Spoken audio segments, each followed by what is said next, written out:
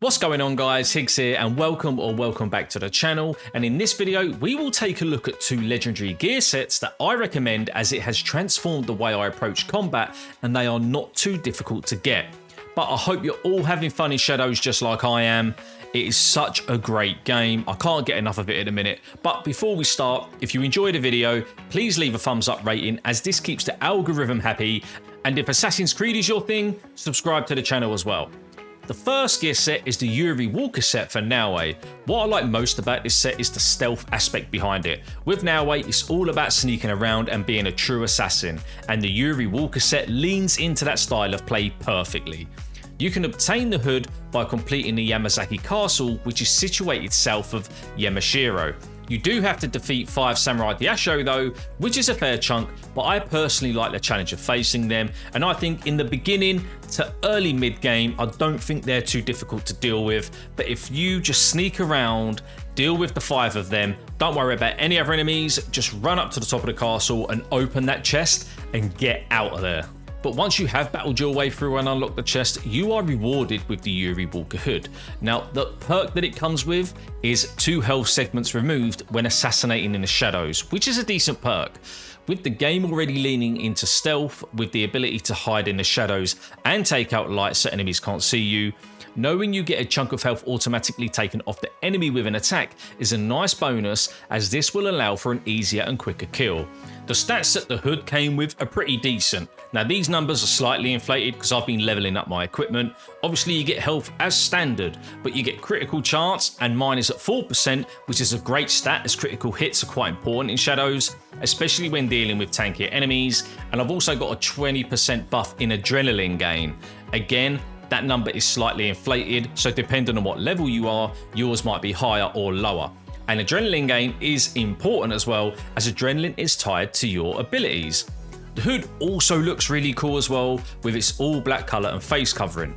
Then we have the Yurei-Walker robe, and this can be obtained by completing the Shiryuji castle and opening the chest once you have defeated the 3 Samurai Daisho.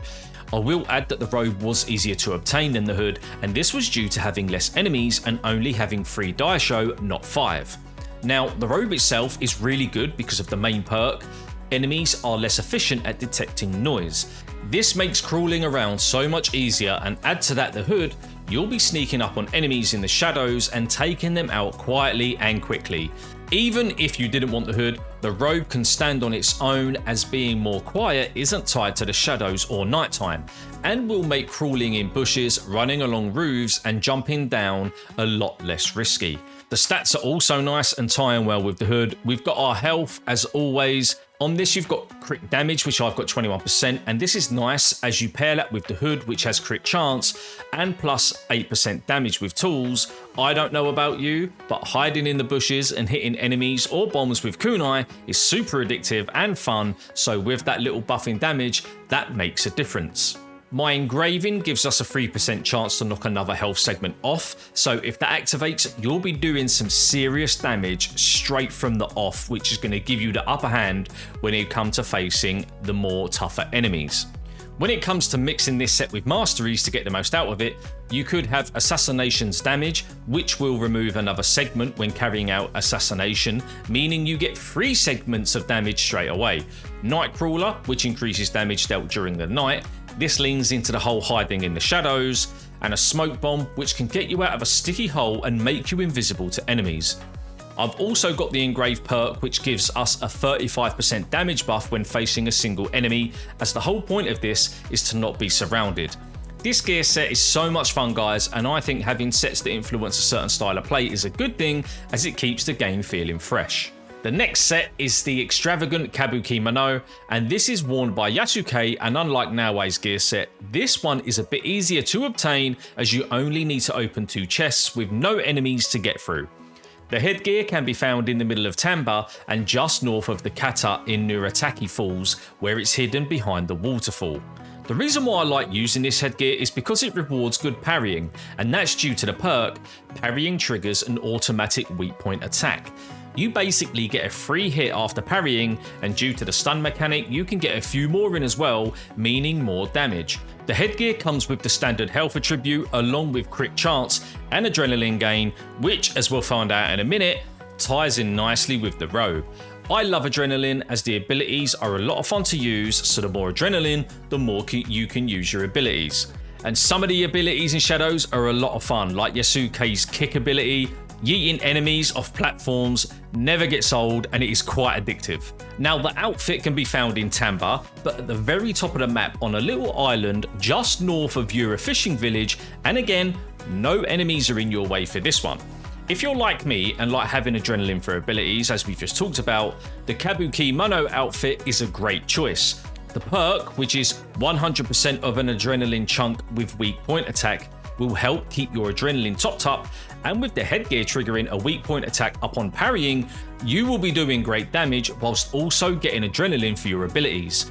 The other stats on the outfit are crit damage, which links nicely with the crit chance, and vulnerable damage. Again, this links nicely with the parrying, as enemies do go vulnerable up on a successful parry.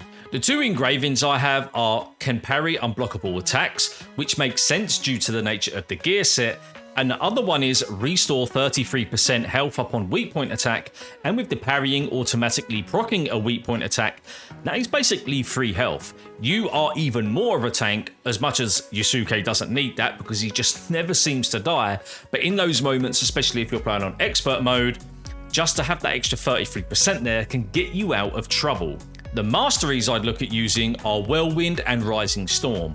Whirlwind gives you a powerful combo, and Rising Storm generates adrenaline from that combo. Then I'd have Adrenaline Builder, which will increase the generation of adrenaline. You can see where this build is going, right guys? You are never going to run out of adrenaline.